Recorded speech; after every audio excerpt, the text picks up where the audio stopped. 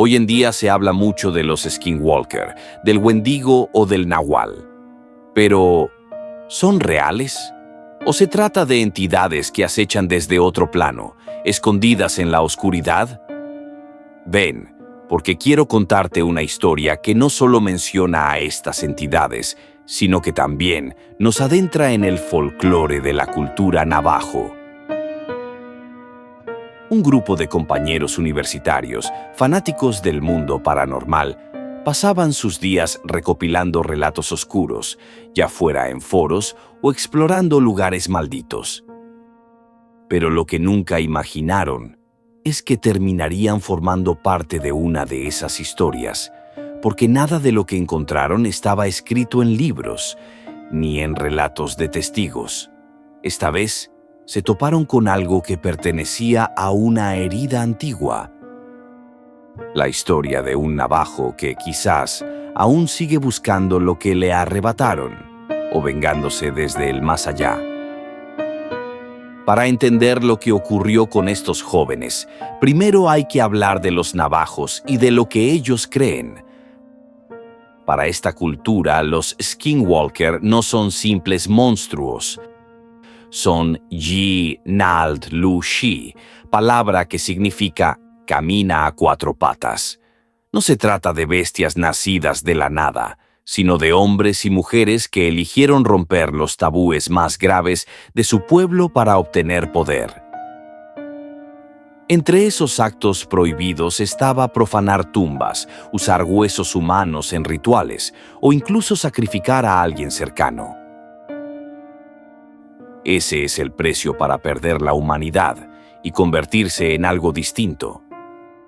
Los ancianos decían que podían transformarse en animales, robar la voz de otras personas o poseer cuerpos ajenos. Lo más inquietante es que los navajos evitaban hablar de ellos porque creían que nombrarlos en voz alta era invocar su atención. Por eso, muchas de estas historias se transmitían en susurros o se ocultaban en canciones y tallados que solo los ancianos podían interpretar. 4 estudiantes de una universidad cualquiera se juntaban por gusto. Insomnios compartidos, libros, películas y una inquietud que no se calla. No eran fanáticos de feria, llevaban años recorriendo sitios que la gente evitaba, reuniendo relatos y grabaciones, convencidos de que lo que otros llaman historia es casi siempre la capa que cubre algo mucho más crudo. Entre ellos estaban Sofía y Diego, 2 que crecieron en la zona y conocían las calles. Connor Yassi, un joven reservado de ascendencia navajo, y Anaya, una estudiante de la India, intrépida, de voz suave y manos hábiles para arreglar cualquier artefacto viejo. Una noche, Connor abrió un baúl que la abuela guardaba bajo la cama. Lo hizo en silencio mientras ella dormía. No buscaba provocar ni desafiar. La curiosidad lo empujó. Entre cartas amarillentas y fotografías, halló un mapa con una marca que no entendió hasta que recordó una de las pocas frases que la anciana repetía sin proponérselo. Allí no se debe tocar. El lugar señalado era el caserío, donde, según viejas anotaciones, su familia había vivido antes de que algo sucediera. No era un mito cómodo, era una dirección escrita con tinta temblorosa. Lo mostró a sus amigos y en pocos días partieron con mochilas, linternas y la confianza arrogante de quienes creen que las historias se deben probar. Llegaron al lugar que el mapa señalaba y encontraron lo que la memoria humana deja cuando intenta borrar culpa y miedo. Casas en ruinas, muros salpicados de símbolos tallados, piedras que alguna vez sostuvieron techos. El aire era denso, como si algo hubiera decidido quedarse a escuchar. Entre escombros, bajo la sombra de un pilar quebrado, hallaron una pequeña grabadora de mano. Estaba sucia y oxidada, pero intacta. A su lado yacían varias cintas. 3 de esas cintas llamaron su atención por tener marcas dibujadas. Un sol, una luna y una inscripción más oscura, sin forma amable. Nadie sabía entonces lo que esos símbolos realmente significaban. Anaya fue quien limpió la grabadora y la puso a funcionar. Tenía la habilidad de devolverle la vida a aparatos viejos. No pensó en supersticiones ni en advertencias. Colocaron una cinta cualquiera y escucharon ruidos distantes, voces que parecían recogidas en otro tiempo. Entre risas nerviosas, cambiaron de cinta. No habían notado los signos en la piedra, ni entendido la manera en que las marcas se repetían en los tallados. La cinta con la marca oscura tenía un peso distinto. Cuando la escucharon por un segundo, la piel se les erizó como si algo cercano hubiera inspirado por primera vez en años. La cinta oscura era, según dicen los pocos que conocen la lengua y la memoria del lugar, la invocación. Llamaba a los chindi, los espíritus que no descansan tranquilos, y a las hechiceras que, en noches antiguas, manipulaban restos y nombres para fines que nadie debía intentar. Pero ellos no lo sabían. Creyeron, como quien lee un libro sin advertencia, que eran sonidos incomprensibles, muestras de un pasado remoto. Con el paso de las horas, Anaya cambió. Primero fueron pequeños gestos.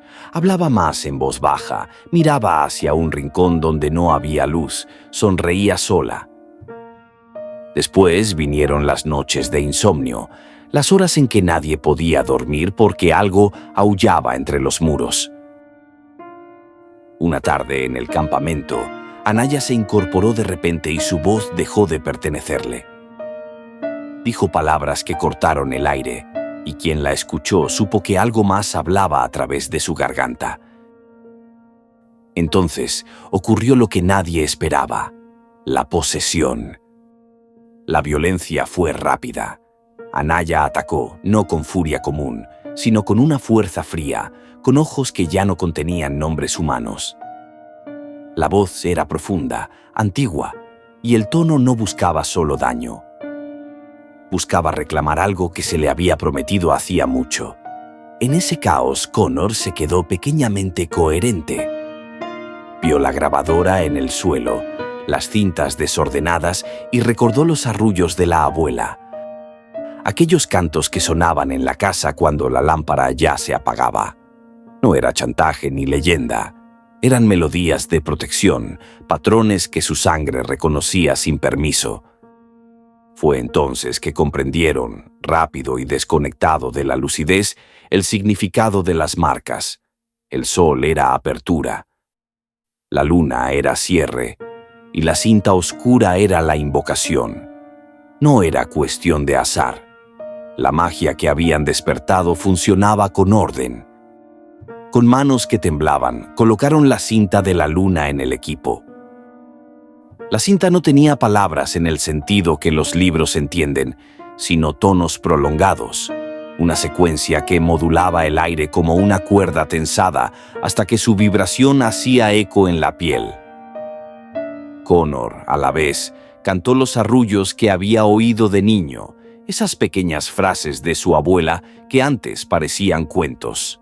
La combinación fue brutal.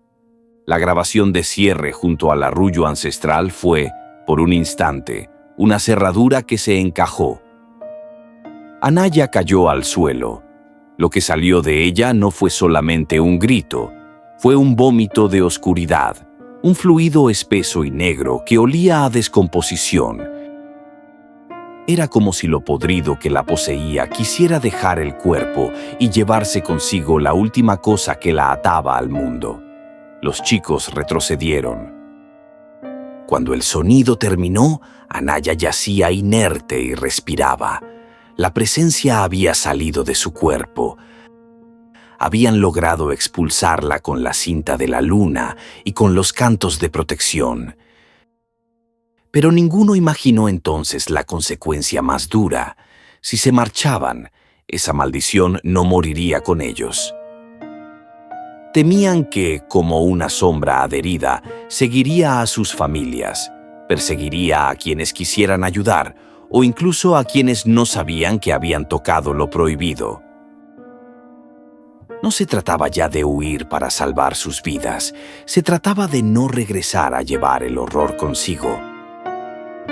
La decisión fue otro peso, no podían ignorar el porqué de eso. Connor, culpable por haber abierto el baúl, decidió buscar respuestas en la memoria viva de su familia. Llevó semanas después a su abuela hasta las ruinas. Ella caminó con pasos lentos y seguros, como quien conoce el camino por el olor de la tierra. Ante los tallados en las piedras, dejó de ser la mujer cansada que había contado historias. Sus manos tocaron las inscripciones y empezó a cantar en voz baja, mostrando que el saber estaba allí, más antiguo que su propio aliento. Contó lo que no se dice en los libros de escuela. Hubo un hombre, Tayaz, líder respetado, que recibió una estatuilla de piedra. No era una figura menor, era un objeto que encerraba algo. Hak-Ku, un devorador de almas que se alimenta de desesperanza y sacrificio. Algunos lo habían sellado con la intención de detenerlo. Otros pensaron, engañados por la ambición o por promesas de poder, que podían usarlo. En las noches que la memoria no perdona, las hechiceras tramaron un ritual para liberar una fuerza que creyó que les daría control. Escogieron a la hija del líder, la puso en medio de su ceremonia sin que él supiera, con la intención de aumentar la fuerza del rito. La sangre escogida, tan cercana a la casa del jefe, haría que lo invocado fuera más potente. Cuando Tayaz descubrió lo que habían hecho, su furia no tuvo nombre. Fue un hombre que juró justicia y la aplicó sin ceremonias. Cazó a las hechiceras una a una. La última, al verse sin salida, pronunció una maldición que no era de palabras sino de esencia. Lo maldijo con una entidad que se alimenta de ira, odio y tristeza. Esa entidad, en lenguas de la región, se llamó Naxu. Para quienes conocen los relatos más cerrados del folclore, es pariente de lo que algunos llaman Skinwalker. Un brujo que puede adoptar formas, imitar voces y poseer cuerpos. Tayaz quedó marcado por esa maldición. La tierra quedó, además, manchada por el intento de liberar a Hak-Ku y por la sangre de la hija sacrificada. Los dos males terminaron entrelazados. Por un lado, la presencia voraz. Por otro, la bestia que se alimenta de rabia. Y entre ambas, las almas que nunca encontraron descanso. La grabadora que encontraron los chicos no aparecía por casualidad. Alguien, tiempo atrás, había intentado registrar las protecciones, las aperturas y los cierres. Había dejado cintas con símbolos para quien llegara después. Pero en la misma máquina quedaron también los cantos con los que se invocó lo peor. La dualidad estaba ahí. Cualquier sonido podía liberar o contener. Esa es la lógica que nunca enseñan en las clases y que solo se aprende con el miedo en la mano. En la tradición navajo no existe un único mal, sino varias formas en las que la oscuridad se manifiesta. Por ejemplo, están los Anaye, conocidos como los dioses monstruo.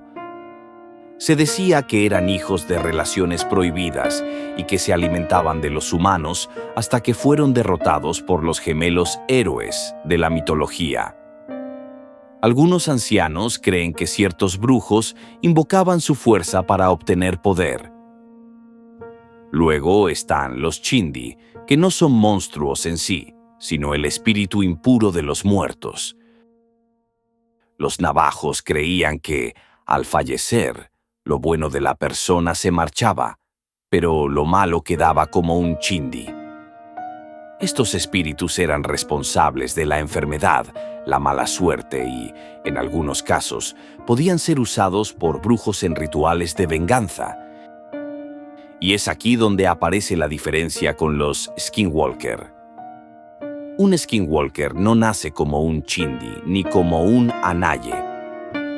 Es un brujo, un humano que elige ese camino, romper tabúes, profanar, sacrificar, para transformarse en un ser capaz de cambiar de forma y usar el miedo como arma.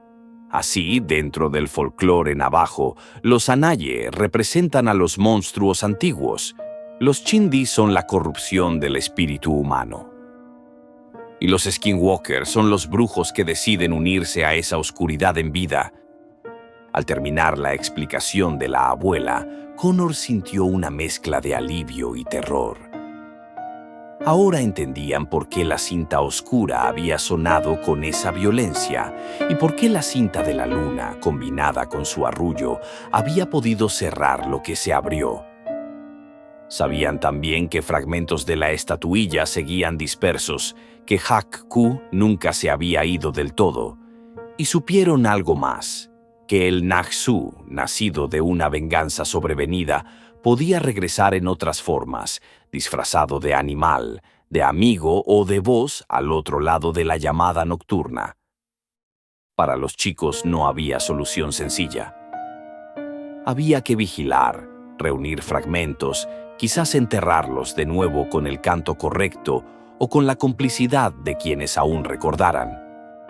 Se marcharon del lugar con las manos marcadas y con la sensación de que habían hecho algo que no se borra. Anaya se recuperó lentamente, pero los rastros quedaron. El recuerdo del vómito negro, el olor a carne antigua, la certeza de que ese sitio seguía vivo por razones que no admiten perdón.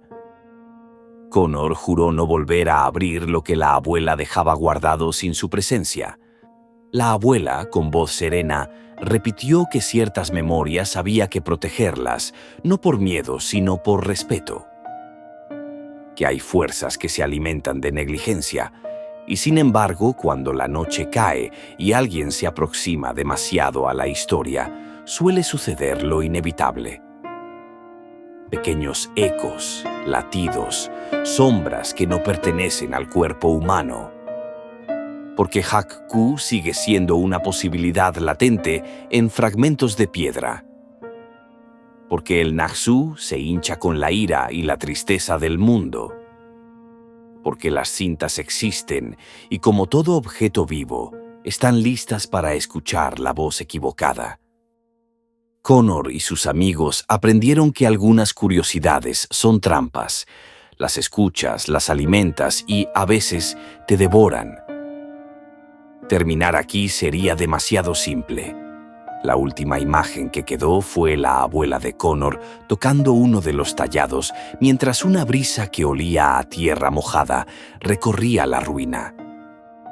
Ella cantó un verso más, bajo, para cerrar un círculo que la memoria no dejó completo. Y lejos, en algún lugar aún sin mapa, alguien guardaba otro fragmento de piedra que, si alguna mano imprudente la tocara, podría volver a despertar un nombre que ya se había pronunciado y que no debería ser pronunciado.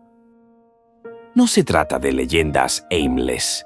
Es, si te lo contaran a media voz, una advertencia. Hay cosas que solo aceptan descanso si se las nombra con cuidado.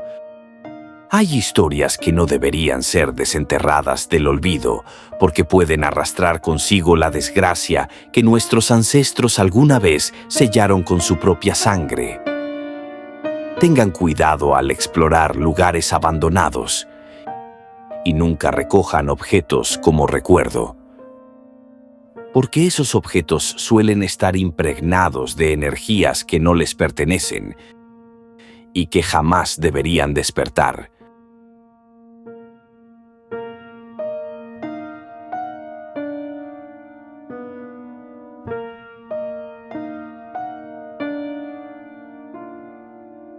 Muchas gracias por ver este video. Si te gustó, suscríbete, comparte, dale like, activa la campanita y comenta tu opinión. Estaré respondiendo en los comentarios. Los estaré leyendo.